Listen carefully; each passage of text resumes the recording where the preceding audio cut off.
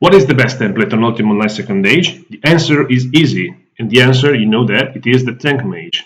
But let's find out why the Tank Mage is the best template and how do you build the Tank Mage. Let's take a look at the skills and let's take a look at the variation of the template. Okay, let's pick my template of the Tank Mage, which is not my template, my character I meant. Okay, so here is my Tank Mage named Bobby Fischer. What skills do we have here? Okay, we have evaluating intelligence, magery, meditation, resisting spells, swordsmanship, tactics, and wrestling. Now, what's important in second age? In second age is the era of insta hit, and it's the era where you can hold spells. So basically, what you do is, as a mage, load a spell, say E-Bolt, grab your hally, go near somebody, hit with the hally, disarm the hally, release the spell, okay, cast another spell, hold the spell, rearm the hally, hit again. This is what makes this template great. Holding spell and hally cycling. So let's break down all the skills. Magery, we are not going to discuss magery. If I always tell this, if I have to choose 100 skill points, I'd pick magery any day. Let's imagine there's a shard where you can only have 100 skill point cap, 100 magery, period. That's the best skill in game. I can't imagine anybody playing without 100 magery, to be honest, in this game. Evaluating intelligence, let's take a look. Evaluating intelligence makes us do more damage with direct damage of spells. Direct damage spells are magic, where is that? Magic arrow, arm, fireball, where is that? Fireball, lightning, level 5 we have nothing. Then we have explode, bolt, and flame strike. Okay, there's not a lot of spells, but they're the best, basically the best spell in game to kill people. Explosion, energy bolt, flame strike, even lightning, even fireball, even harm. By enhancing the damage of these spells, I mean enhancing it with GM evaluating intelligence, you enhance damage by 50%, and that makes a huge difference, because if you do e-bolts for like 18, 20 damage, it's not gonna make it. It's not gonna heal anybody. While you make e-bolts with like 30, 35 damages, now that's gonna hit hard.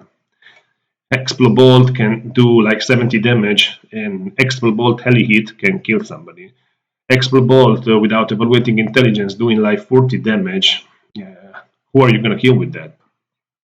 Moreover, when you cast harm to interrupt, one thing is to do 5-6 damage, one thing is to do 3-4 damage, and they build up. Also the lightning spell, which is used in duel, I mean lightning, 15 damage with lightning, it's something. Like 8-9 damage with lightning, it's not something. So evaluating intelligence it's really helping a lot. Okay, sure, you have a lot of spells like debuff spell, reactive armor spell, light side, okay, strength, protection, cure. All these spells that I'm telling you do not depend on evaluating intelligence. Bless, poison, telekinesis, teleport, wall of stone, the other fire field, manage rain doesn't work in this era, arch protection, arch cure, blaze spirit, incognito, magic reflect, mind blast, paralyzed fields, summon creature, and all these invisibility, what else, dispel, paralyzed field, mass curse, reveal, chain lightning also, energy field, meteor swarm, and all the earthquake gear, energy vortex. All these spells do not depend on evaluating intelligence, but still, evaluating intelligence, just tell me explode, e-bolt, flame strike, and that's well worth it. It's a no-brainer, like people say. Sure, you can have a mage template without evaluating intelligence, but it's another thing. It's another template. Because sure, without evaluating intelligence, you can do just as much damage with area damage spell. I mean, earthquake or meteor swarm or chain lightning, if you have or if you don't have evaluating intelligence, they just do the same damage. Or even fire field, they just do the same damage. But it's another story. Okay, I play basically almost all my PKs have magery, meditation, but don't have evaluating intelligence because I use tracking, I use detect hidden. Okay, but that's another story. Okay, I open with Meteor Swarm Scroll that does 35 damage no matter what. If you have Reflect On, if you don't have Reflect On, if you have Eval, if you don't have Eval, that's like 35 damage if not resisted. But that's another story, okay? We are talking about Tank Mage, and Tank Mage is this. Meditation, 100 meditation, well, it goes without saying. Really goes without saying. You're gonna need mana in this game, and if you don't have meditation, you're not gonna have mana, okay? No mana, no healing, no doing damage. Then what do we have here? Resisting spell, again, a no-brainer. Like, not only it reduces the damage from spells, basically, I believe that an energy bolt casted by a GM Mage, GM Eval against somebody with 0 resist, it's always like 40 damage or so.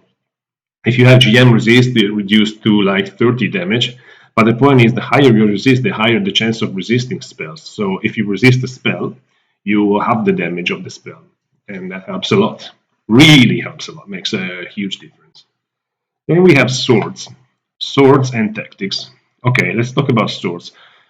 Why swords? Why not mace? Why not fencing? Well, because of the hally. Period. The hally is just the best weapon in game, and it happens to be sword. The second best weapon in game is the katana, it happens to be sword. There's no other choice. I mean, fencing, what would you use fencing for?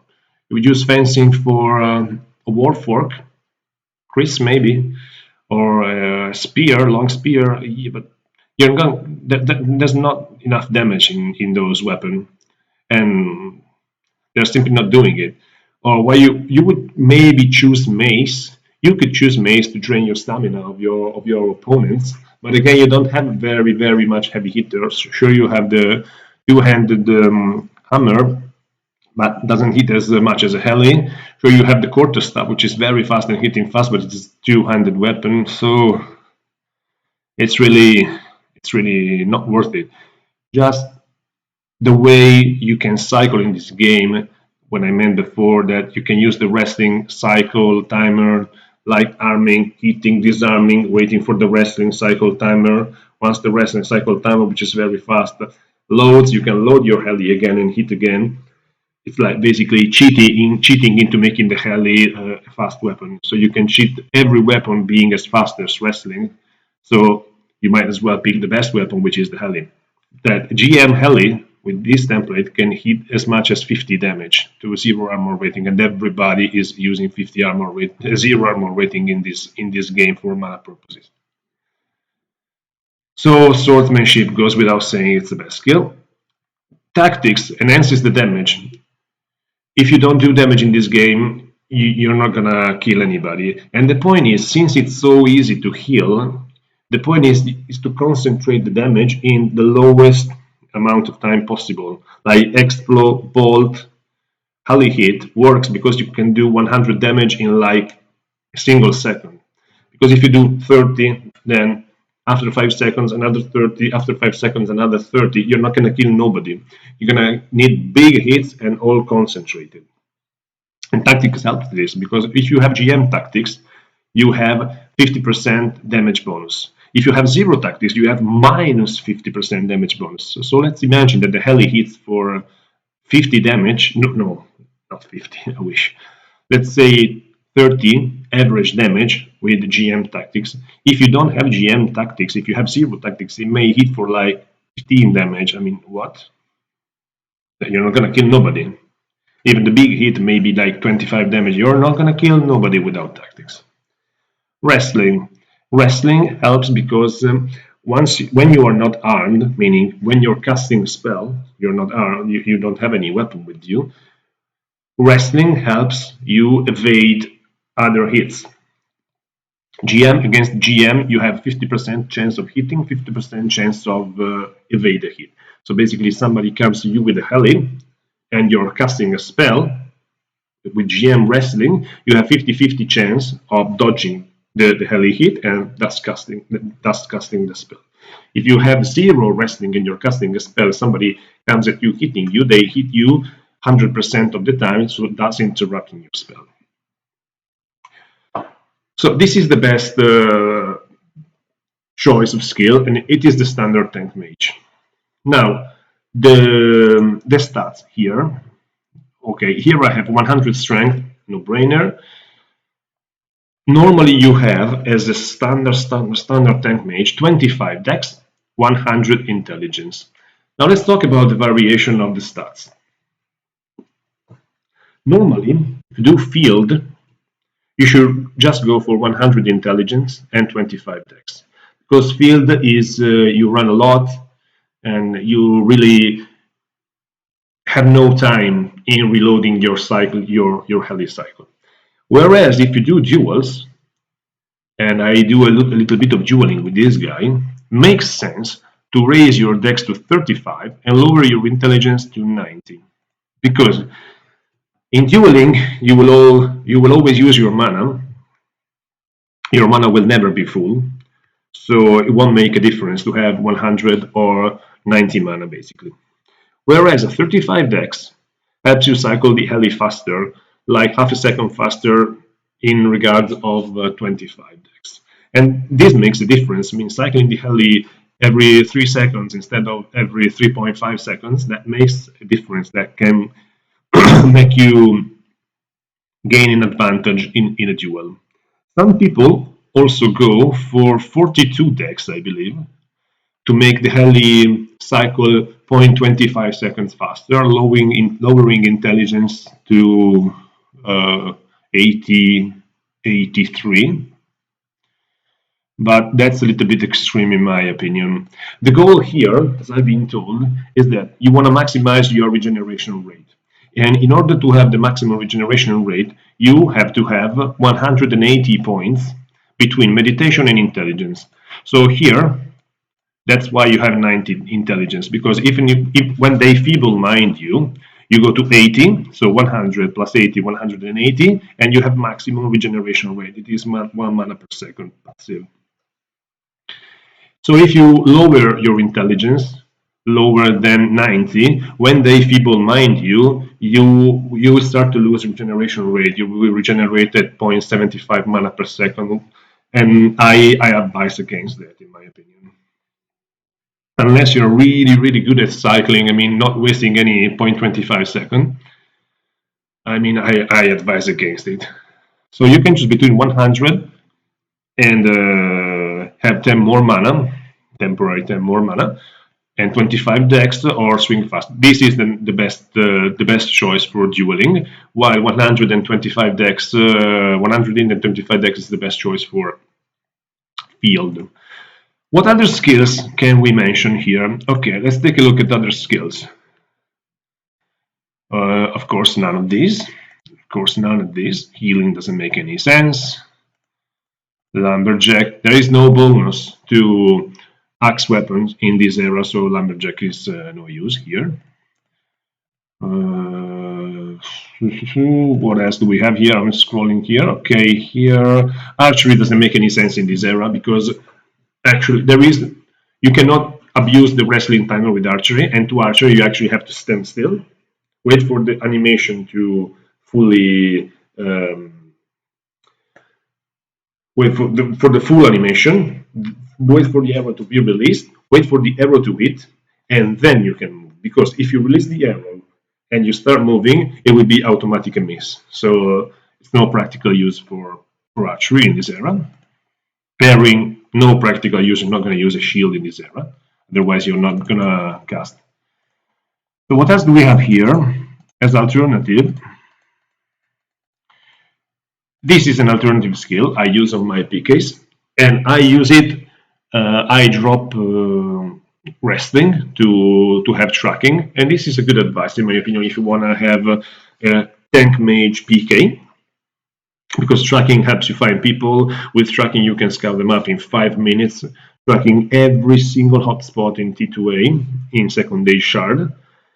But again, you choose to go without wrestling. But if you're a PK, you are on the attack. You have the surprise effect. So people are not gonna fight back at you, in general. And if they fight back at you, well, even without wrestling, you can manage. You can manage the things if you know what you're doing. But we'll talk about it later with another skill. So anatomy. here is the real alternative. Some players run anatomy instead of wrestling. Now, what's the point in anatomy? Let's talk about the pros. The pros of anatomy is that once you GM anatomy, you add 20% damage to your damage output, meaning that the heli that hit for 50 now hits for 60, roughly.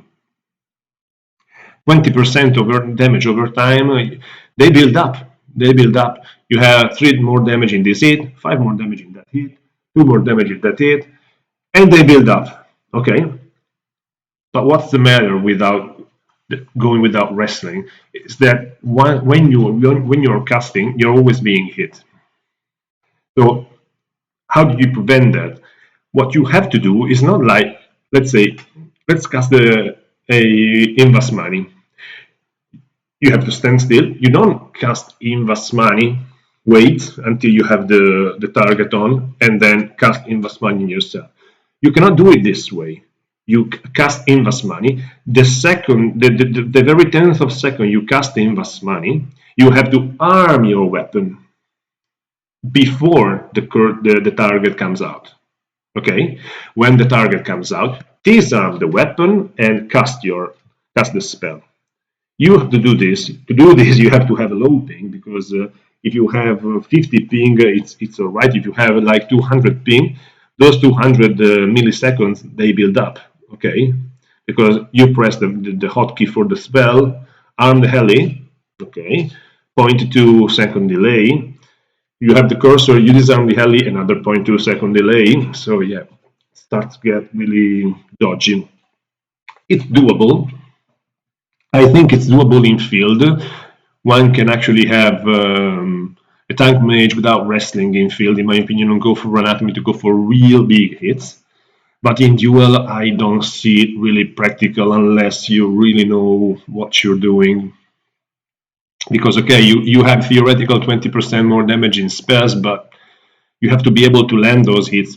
And if you're always going to be on passive because you're healing, you're getting hit too much, and you have to constantly healing, well, you don't even have a chance to deal damage to people. Yeah, it becomes really dodgy because use a spell arm, disarm, release the spell arm, hit, disarm, load the spell arm, disarm, cast the spell arm. I mean, it's gonna be really messy, and it's gonna, well, you're gonna have difficulties with your heli cycling timer in your head doing this. You can try that if you have low ping and if you're confident in your skill and if you're using it for field, but I really advise against it in duel.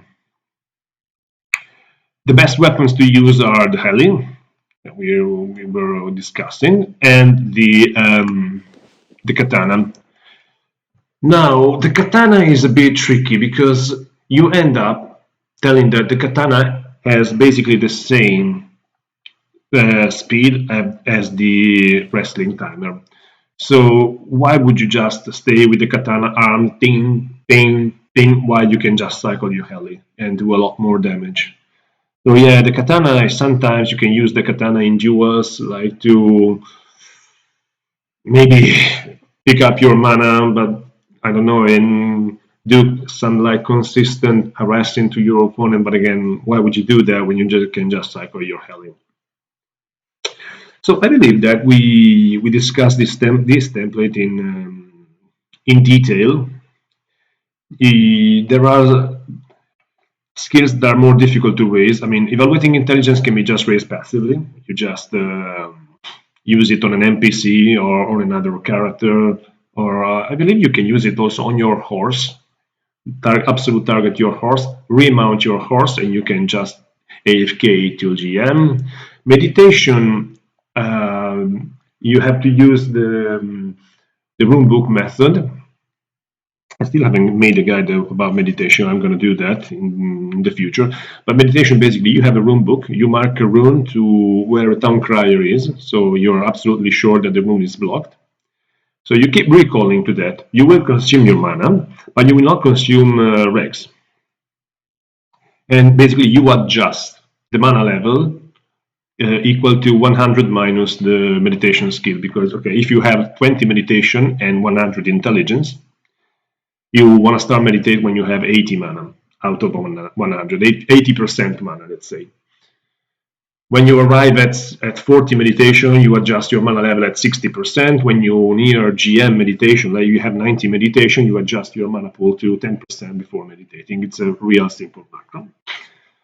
Then you have swords, tactics, and wrestling. We have a guide for that. You do it AFK by hiring a paladin, sparring a paladin, and yeah, just leveling up with an alt healing the paladin.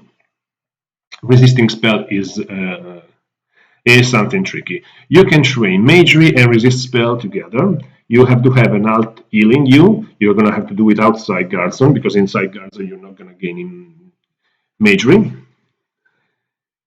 Sorry, resisting. Well, technically you can gain resist inside guard zone, but the caster has to be outside guard zone. But that's another story. If you do it yourself, you typically gain magery by casting lightning on yourself to 60, then you cast energy bolt on yourself from 60 to 80, and then you cast flame strike on yourself from 80 to GM. You have to have an alt healing you with bandages. By the time you GM magery, you end up roughly with 85 resisting spells, which is fine, totally fine. The best way of doing it is having a white worm stack, like 100 white worms casting on you from outside guard zone while your character stands inside guard zone. And this method with like 100 white worms can take you from your 85 resist spells to GM resist spells in like 1 hour or 1 hour and a half, one or 2 hours, depending on how many white worms you have.